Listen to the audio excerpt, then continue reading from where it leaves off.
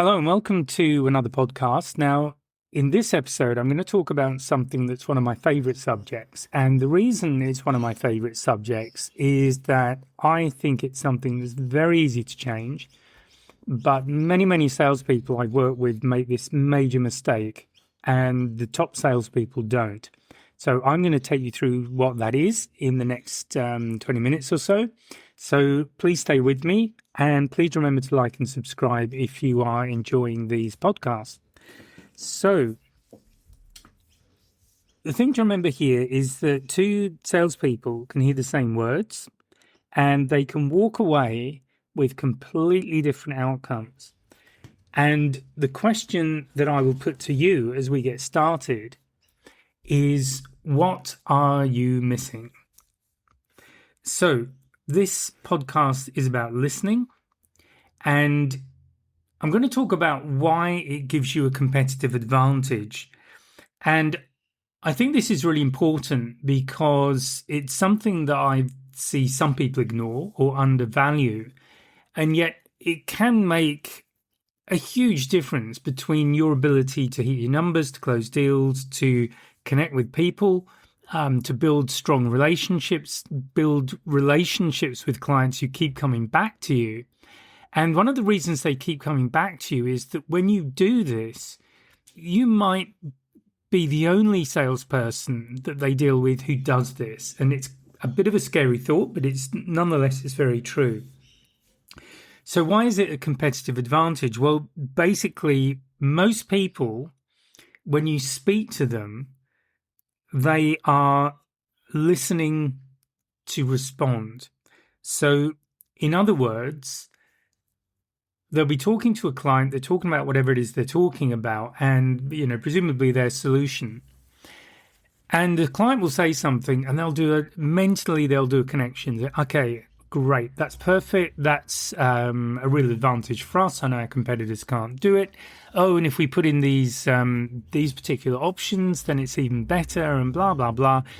And what's happened, and I have spoken about this before as well, but I think it's worth repeating, is that, of course, while all this dialogue's going on internally, you've completely stopped listening to what the client is saying. And in what you've missed could be the absolute game changer for you, the one thing that allows you to absolutely nail this sale, and you've just gone off on a little mind wander. So rather than listening to respond, and in fact, why I say listening to respond, which I didn't really complete that, having got all this stuff in your head about, this would be great, and we do this, and this, you're then waiting for the client to be quiet so you can tell them, basically show them how clever you are and how great your product is and how good your company is and what an amazing change it will make for them. But as I say, you've missed the really important stuff, or potentially missed the important stuff. So the thing to do differently, and the thing that makes you stand out, is to listen to understand.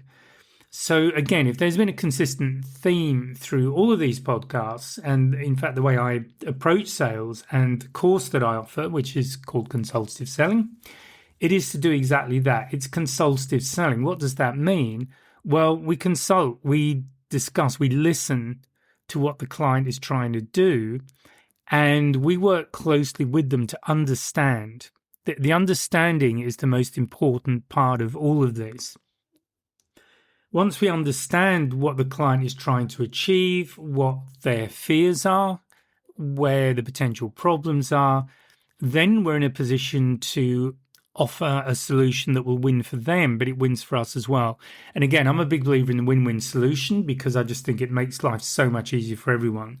So if you're the kind of salesperson who is trying to manipulate or trick somebody into buying from you, then I really want you to jump off the podcast right now and never come back. And I actually mean that quite sincerely, as they say. So going a bit deeper with this, what are the advantages of listening? And listening to understand. First of all, you get the words. So you get a lot of information that you can use, and you're connecting with that information. And often I will write it down. I'll even pause a client because I need to write something down. And I'll just say, look, can we just stop there for one moment? I really want to make a note of this because this is important. And again, people generally like that because if you're writing things down, if someone starts writing down what you're saying, unless they're a policeman, you probably feel pretty good about it. So don't be afraid of writing things down. Now, the signals that you get when you start looking for signals rather than words, these can give you a clue that an objection is about to appear. So one of the signals to look out for is hesitation in the language. If somebody's suddenly pausing, particularly if they were quite engaging, and then suddenly the whole thing shifts and they're now pausing a lot more, they're thinking about their words, they're choosing their words carefully, there's a good chance that there's a doubt there and that this will turn into an objection. The next thing to look for is a shift in energy. So again, they can be really enthusiastic, it can all be going very well, and then all of a sudden something changes, and these are really obvious, actually, these changes in energy, and that's an immediate flag that something has happened and you have a doubt, there's an issue there, and you really need to deal with that straight away if you can. And then the final thing to look out for is conditional statements.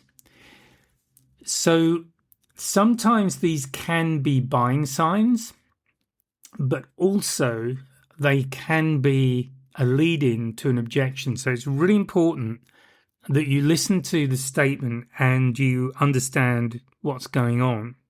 And we're going to come to that in a moment. So the kind of things that the average salesperson is going to miss when they're chatting or when they're just talking with the client is, first of all, any subtle doubts, because you'll get that change in tone, you'll get that change in pace, you might get hesitation, the sort of things I've just described. There might be unspoken resistance. And again, this is an energetic thing. And this is another reason why I really encourage people to do face-to-face meetings, so in other words, in person with a client, because when we're in the same room as somebody, we pick up a lot of non-verbal communication. So you get a feeling that you must, I'm sure you've experienced this where you're talking to somebody, it doesn't have to be in a sales situation. And then all of a sudden you feel like something isn't right. Something's different. There's just, and you can't put your finger on it necessarily, but things were just felt fine. They felt comfortable. And then all of a sudden they don't. And this is really, really valuable because this is where you're picking up on some emotional change in the buyer, in the person you're speaking with. And it's really important that you recognize those and you act on them, because if you don't, and last time I was talking about how things can appear late in the sales cycle and derail the whole process, that's where these kind of things can come home to roost, or you get ghosted. The client just disappears. So be aware of unspoken resistance. Also look for emotional cues. So again, a change in emotion, we connect very easily, and it's very easy to sense when someone is happy and comfortable. Equally, we'll pick up that something's not right. Now, you can do this remotely as well, but you are listening. You need to listen to the tone of voice, and any change in tone of voice, that's a giveaway as well.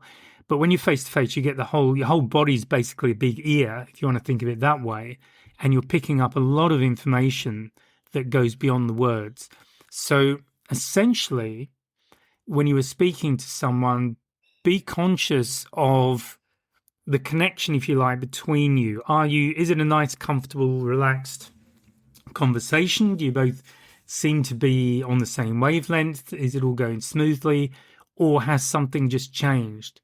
And now you're feeling a doubt. You're feeling something isn't quite right, and you don't know what just happened. So it's really important to be aware of those non-verbal cues and those changes. So how do you tune in differently? How can you get better at picking these things up?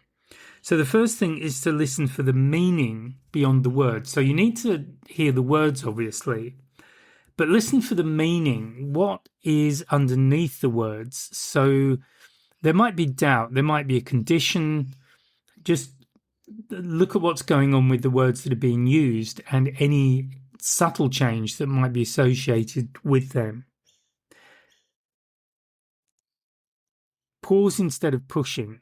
Be really tuned in to your client. If anything, you want to slow things down because you want room there. And what people will tend to do when they're under pressure, when they're feeling pressure to close, and this is from the salesperson's side, if they are feeling that things are slipping away from them a little bit, they will often speed up.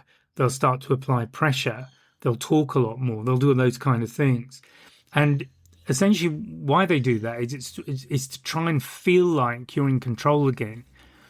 And the reason they need that is that clearly they feel that they're not in control, or else you wouldn't be doing that.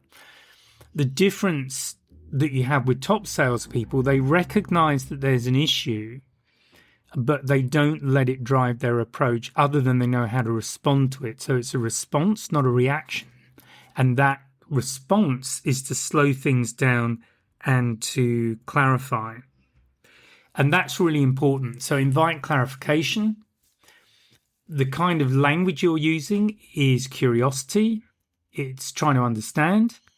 It's you're there to understand what the client's trying to do, what the problem may be. This is not closing. This is conversation. This is talking through what the fears are. And if you listen to the last podcast, there is an example of a question you can use there. It's open-ended. It has a certain degree of emotional connection. And we need that because buyers need to feel safe with us. And often, and I would suggest that the objections that a buyer wants or feels less comfortable raising with you tend to be more emotionally based than fact-based. The reason is that if it's a fact-based issue, it's not personal. There's nothing personal about it. It's like, I know what it might be, whatever you're selling, but there will be specifications, presumably of some sort. And you can easily talk about specifications because they are what they are. They're aspects of whatever this solution is. But if the objection comes back to a fear, and I've spoken about this in a bit more depth in other podcasts, I'll just touch on it briefly here. But remembering that buyers, this could be a career decision for them, or a major stage in their career, for good or bad, particularly if they get it wrong. There may be some doubts relating to that. Does this expose them? So if it's exposing them in some way to potentially losing their job or losing reputation, that kind of thing, that's an emotional resistance. And you need to have a very good relationship or create a very safe place for that person to open up to you about that kind of issue. So it's really important that you just invite clarification. You talk it over. You are genuinely interested and concerned and genuinely want to resolve the issue.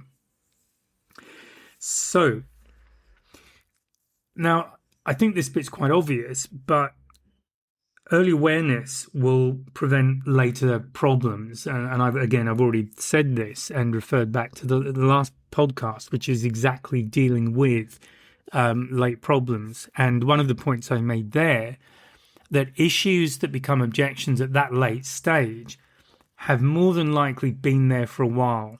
They've been sitting there underneath. And what's happened is the salesperson has missed them for whatever reason, that they've been missed. So where you want to be is basically handling objections before they become objections. And this is conversation. This is where you raise issues that that the client may have, or you invite the client to raise issues, but you're doing it at the discovery stage. So this earlier stage in the sales process where you are having a conversation, and throughout the sales process, from initial inquiry through to close, you will keep revisiting the discovery process. You'll keep going back to that phase periodically. And it's a really good thing to do, particularly if it's a longer sales cycle, because you need to be on top of any changes that have happened. It may be budgets have changed. It might be the requirements different. Maybe key personnel have changed. But all of these things can have an influence on how likely you are to get the sale. And it is absolutely vital, really, that you stay on top of these so you know what's going on. So discovery as a check-in whenever you next catch up with the client is a really good way to start. Just open the conversation with, just to summarize where we are at the moment. We're here, here, and here. Can you tell me if there have been any changes? And that sort of thing. Just clarify. It doesn't have to be a big thing, but it is important to acknowledge it. And then obviously they will say, yes, there have been, or there haven't been, or whatever it might be. But what you're, again, listening for at this stage is not so much the words they're using, but what's going on emotionally. What are you feeling when that person responds? Is there hesitation? What's going on there? So use this, I guess you might call it an active listening skill, to qualify the words that they're giving you. Because what you want to be building is momentum. Because obviously the whole point here is to get it to a sale. You might be having nice conversations, but they need to be going somewhere. But you don't want to be applying pressure. This is about applying momentum, maintaining momentum, but without applying pressure. So what I'm going to suggest that you do is to do a bit of homework. So just to summarize, I guess in one sentence, the difference between the average salesperson and the top salespeople often isn't so much what they say as it's in what they notice, because that will drive what they say. So kind of looping it back, that's where the loop closes, I guess.